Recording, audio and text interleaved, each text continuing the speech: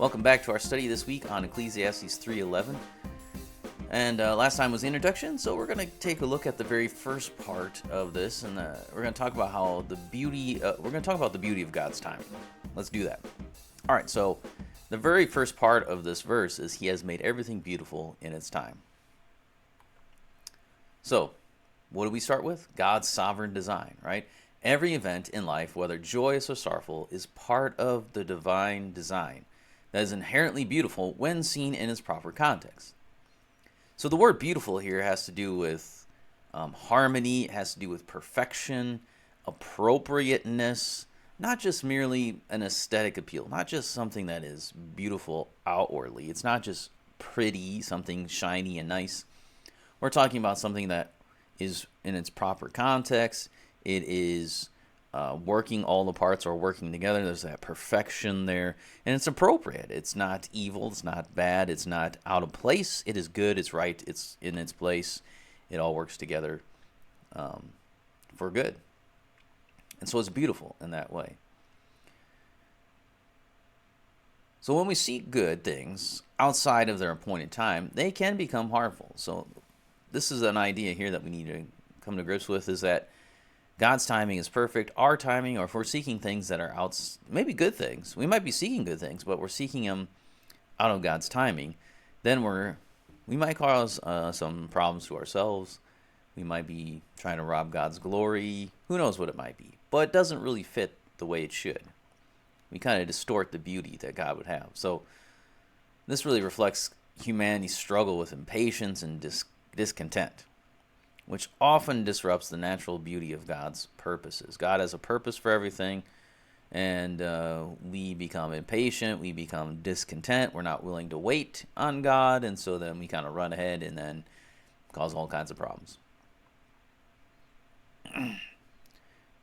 From the very beginning, in Genesis 1:31, God had everything very good, right? It says, and God saw everything that He had made, and behold, it was very good. There was evening, there was morning, the sixth day. And God saw all they had made, and it was very good. So that shows us that when He created everything, it was perfection. Everything was beautiful, right? Everything was working together. Everything was in creation was working as it was intended to work. Everything worked beautifully. But of course, we get to Genesis chapter 3, and we see that we as humans messed everything up, and then that problems, that curse, that disorganization and disruption went throughout all of creation. In Ecclesiastes 3:1-8, it says, "For everything there is a season and time for every matter under heaven." So we're going to see that in this verse, in the context of 3:11 is 1-8, where he speaks about how there's a time for everything.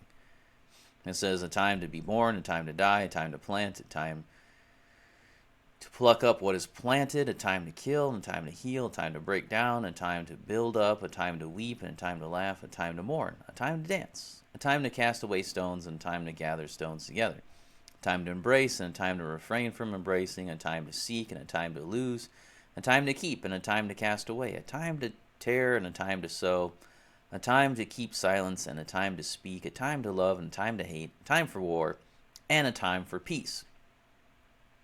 This shows how God has a timing for everything, all aspects of life. That's what he's trying to make the point here in Ecclesiastes 3, that everything has a time. Everything is working according to God's time. And so He has a time set aside for everything. And just like in Psalm 104, it says, He made the moon to mark the seasons. The sun knows its time for setting. You make darkness, and it is night when all the beasts of the forest creep about. The young lions roar for their prey, seeking their food from God. When the sun rises, they steal away and lie down in their dens. Man goes out to his work and to his labor until the evening. So God's provision and timing in nature show the precision and beauty of His providence. He works all things together for His great plan and His great glory.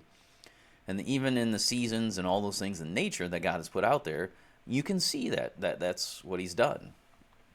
So even in the sin-marked and sin-cursed world, you can see that God has this going on. He has the timing of things that He has created. It's not complete and utter chaos. There's consistency. There's this order, even within nature, that happens. Consider the seasons. Spring brings renewal. Summer, the growth. Autumn, you bring in the harvest. And then winter, everything kind of rests and goes back into the ground. And then starts over again in the spring. If these seasons came out of order, the ecosystem that we live in, this universe that we live in, would really collapse. God's timing creation reveals his meticulous care and wisdom. All these things are working together. And it's really beyond our imagination to comprehend. It's beyond science to comprehend. We don't know how all these things work together, but they do, and they work together perfectly in a beautiful kind of orchestration. It's like a song. You get all these different instruments and all these different parts. There's harmonies, and it all works together to make this beautiful thing. So we need to trust in God's timing. When life feels chaotic or unfair, remember that God's purposes are unfolding exactly as planned.